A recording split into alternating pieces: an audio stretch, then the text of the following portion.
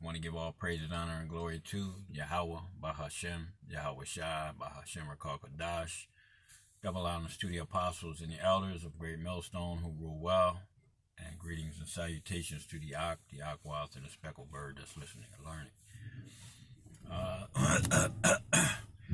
I didn't prepare any scriptures. I wanted to. One that I can roughly paraphrase is that your young men shall dream dreams, and your old men shall see visions. I was telling the brother at the camp last night, Wednesday night, man, we had a camp, and I was telling him about a dream that I had pertaining to family members. Okay. We gotta understand, man, a lot of our family members have been Salakia for all the movement, man. I got there unloading my truck here, man. It's like early in the fucking morning. But pertaining to these dreams, man, that brothers have been having and shit, even the heathen, you know, about some of the death and destruction that's coming to this place called America. I'm gonna put another video up here too shortly. The city of confusion, man. This place is crazy as hell right now. These people are bugging. But to get back to the point, had a absolutely horrific dream about the death of some family members, man. You know, it all started out.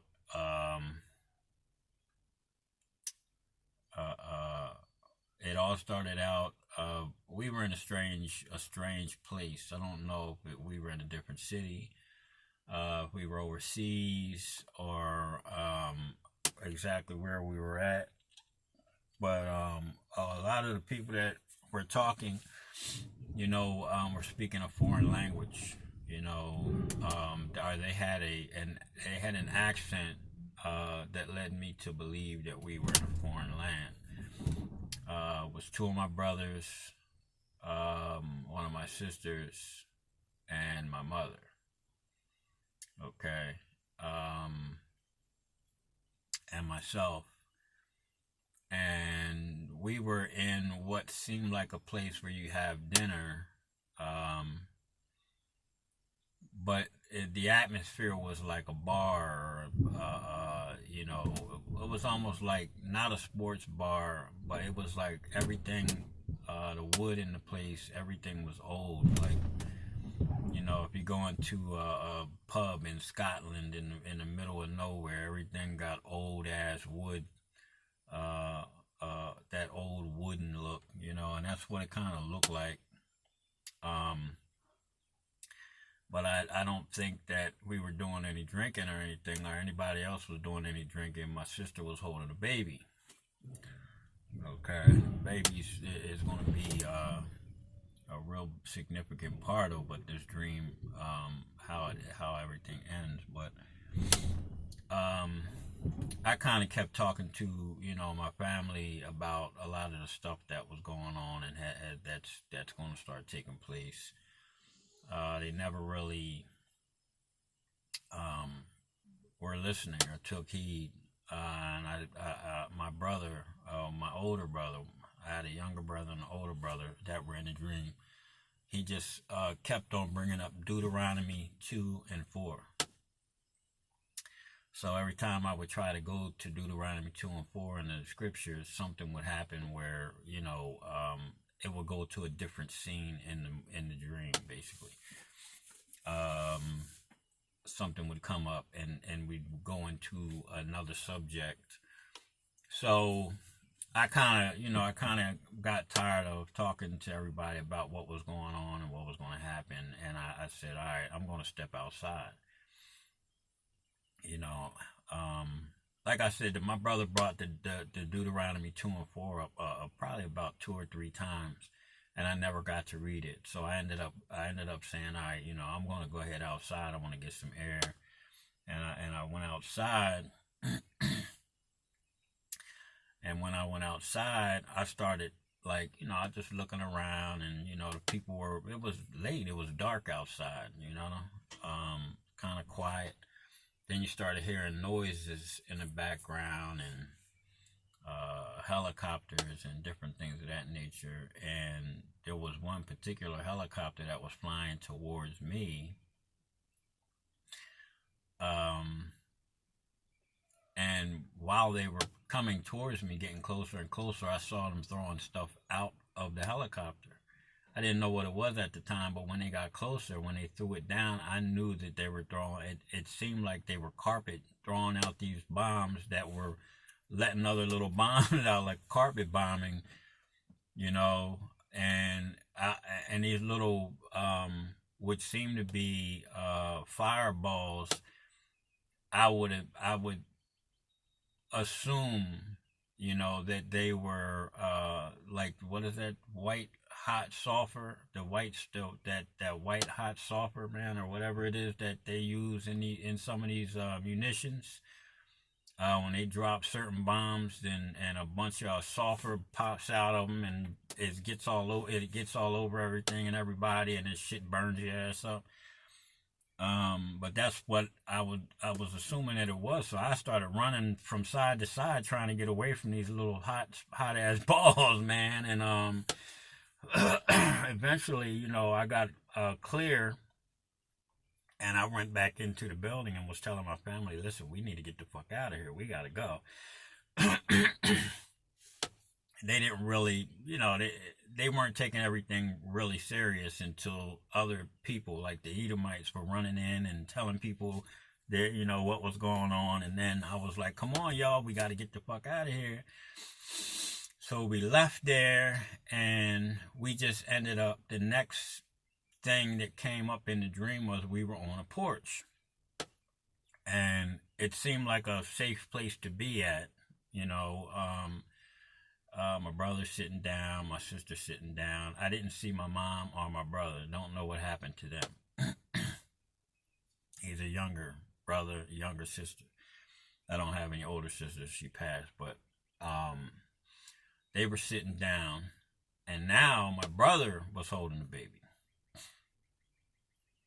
And there was seemed to be an Edomite chick there. And there was some other people on this porch, like this was a safe spot or something. So we're kind of looking down the street because we're hearing noise down the street.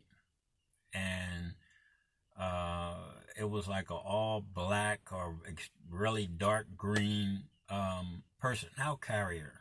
And there were a couple of them back behind it, but this one was closer to us. These guys were going in, knocking on doors, kicking doors down, and dragging people out in the streets and shooting them. And I'm telling my brother and my sister, yo, let's go. We gotta go. We gotta get the fuck out of here. You know, they weren't listening. The half track or whatever it was, the personnel carrier got up right where we were sitting, and they went into a house across the street, right across the street, dragged the people out, and shot him. So I snatched the baby out of my brother's hand, and the girl was like, do you know him? And I said, this is my brother. I'm taking his baby. And I took the baby, and I ran off the porch down another street. So when I got down, I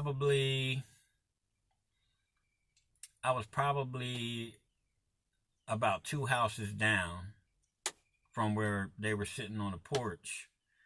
And I looked back, one dude came up on my brother, my little brother, and shot him.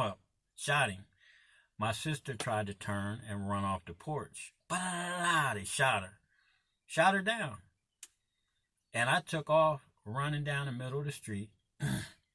The one guy, I don't know who he was. I don't know if he was a Russian. I don't know who the hell he was. He had the appearance of an Edomite. Okay? And I told you they had like a hard accent. Came in the middle of the street with his handgun and pointed it at me. I looked back like, oh, he's getting ready to shoot me. And all of a sudden, pow, pow, pow, somebody shot him, and he dropped, and I kept running down the street. Then when I got down to the end of the street, there was what appeared to be an Edomite woman coming to try to help me with the baby, trying to give me things for the baby. Okay? And I woke up. So, all in all, when I got up the next morning, the first thing I did was I looked at Deuteronomy 2 and 4, and it was talking about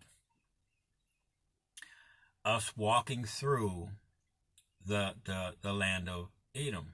Okay, we were going to walk. We were just coming out of Egypt, and we were going to walk through Edom. We weren't going to post up. That wasn't our land. We were supposed to talk to these people, say, hey, all we're doing is passing through. Okay? So when I thought about what that really said, what that really is talking about is, you know, I've been trying to tell my family to come up out of these philosophies, come up out of this, and the scriptures are clear, come up out of her, my people. Okay? That don't mean to go over to Egypt like GOCC. That means to come up out of the philosophies. Come up out of these traditions, man. You know? And I still see Facebook posts of my family still celebrating these holidays, man. These traditions of men. You know? Even though they know that I'm on the street teaching, they're still doing the same thing. And, you know, at this point where everything is at, you know, and the strange part about it is I went to a job that I used to work at to do a delivery. And there was a Northern Kingdom sister, absolutely gorgeous. And she's an older woman. She wears a skirt.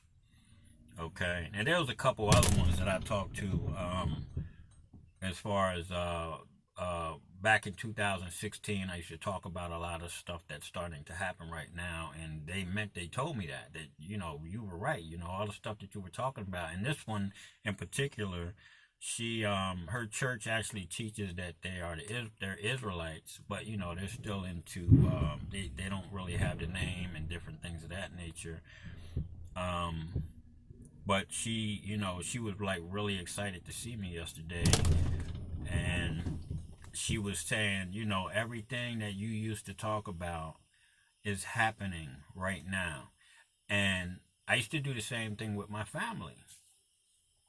And it's kind of strange that my family doesn't acknowledge that. You know, that they're not reaching out to me and asking. And when I had that dream, I was like, a lot of my family members aren't going to make it. They're just not. And you know, we all know that they come back in the kingdom, man. So we'll get to see those people again, man. So when you know, if any of you brothers out there, man, got family members that aren't trying to come to this thing, man, then just understand one thing: you'll see them again in the kingdom.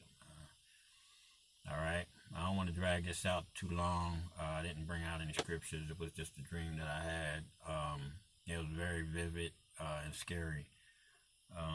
But with that, I want to give all praises, honor, and glory to Yahweh, Bahashem, Yahweh Shai, Bahashem Rakal Kadash. And again, double honors to the apostles and the elders of Great Millstone. And shalom to Yah, the Akwath, and that speckled bird that is listening and learning. Shalom.